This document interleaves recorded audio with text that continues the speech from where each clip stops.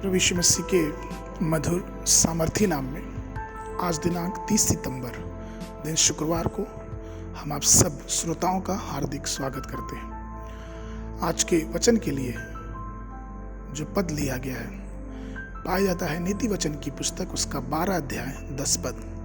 वचन कहता है, धर्मी अपने पशु के भी प्राण की सुधि रखता है, परंतु दुष्टों की दया भी निर्दयता है। अपने आसपास लाखों पक्षी, जानवर, अन्य जीवों को देखें, अपने प्यार को दिखाने की कोशिश करें और जितना हो सके इन सब पंछियों की रक्षा करें। शास्त्र भी कहता है कि एक धर्मी व्यक्ति अपने पशुओं को अपने जीवन के समान रक्षा करता है। परमेश्वर ने इंसानों की मदद करने के लिए कई जानवर बनाए हैं। गाय दूध देती है, बैल खेत की जुताई करता है या फिर बड़ी बड़ी गाड़ियां खींचने में मदद करता है।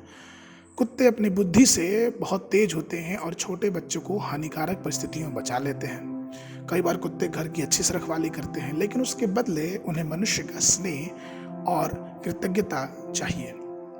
जानवर बोल नहीं सकते, लेकिन वे हमसे प्यार करते रहते हैं। जबकि परमेश्वर ने एलिय्याह के लिए भोजन भी जो उपलब्ध करवाया था वो भी कौवों के माध्यम से करवाया था, ना कि पुरुषों के माध्यम से। कौवा हर सुबह और शाम एलिय्याह के लिए भोजन लाते थे और यहोवा भविष्यवक्ता के लिए पालन पोषण का जो साधन बनाया वो भी पंछियों के द्वारा बनाया। यहोवा ने योना को भी निगलने के लिए एक बड़ी मछली को ही तैयार किया। चूंकि वो योना को निगल के अपने पेट में पचा सकती थी, लेकिन परमेश्वर की आज्ञा के बिना उस मछली ने योना को 3 दिन और 3 रात बड़े अच्छे से सुरक्षित अपने पेट में रखा और उसके बाद से उसे लाके और वहां सूखी भूमि पे उगल दिया।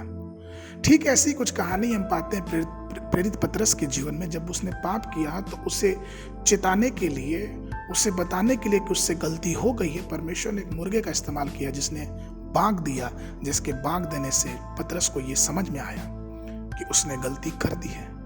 उसी पतरस के विषय में हम और ये पढ़ते हैं कि जब एक बार यीशु मसीह को मंदिर में कर देना था, रास्ते का कर देना था, तो प्रभु यीशु मसीह ने पतरस को बोला कि जाओ मछली पकड़ना, उसका मुंह खोलोगे, उसमें तुम्हें एक सिक्का मिलेगा। ठीक इसी प्रकार से कई बार पंछी, जानवर परमेश्वर की सेवा में इस्तेमाल किए गए हैं। गिनती की पुस्तक उसके 22 के 32 में देखते हैं कि किस प्रकार से परमेश्वर ने गधे को इस्तेमाल कर लिया। हम पढ़ते हैं गिनती की पुस्तक 22 की 30 में कि गदही ने बिलाम से कहा कि मैं तेरी वही गदही नहीं जिस पर तू जन्म से आज तक चढ़ता आया, क्या मैं तुम्हें कभी ऐसा करती थी? बिलाम बोला नहीं। कहने का तात्पर्य प्रियों कि अगर हम अभी नहीं चेतेंगे तो परमेश्वर अपना काम किसी से भी करवा सकता है। इसलिए आइए हर एक प्राण से प्रेम करें, अपने प्रेम को उनसे व्यक्त करें, चाहे जानवर हो, चाहे मनुष्य हो, चाहे कोई भी हो, गरीब हो, अमीर हो।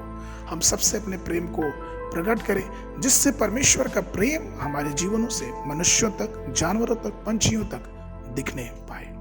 मनन के लिए भजन संहिता की पुस्तक 136-25 पद। वह सब प्राणियों को आहार देता, उसकी करुणा सदा की है। बाइबल अध्ययन के लिए यशायाह नबी की पुस्तक उसका 9 और 10 अध्याय, इफिसियों की पत्री संध्या के समय 3रा अध्याय। परमेश्वर आप सबको आशीष देवे।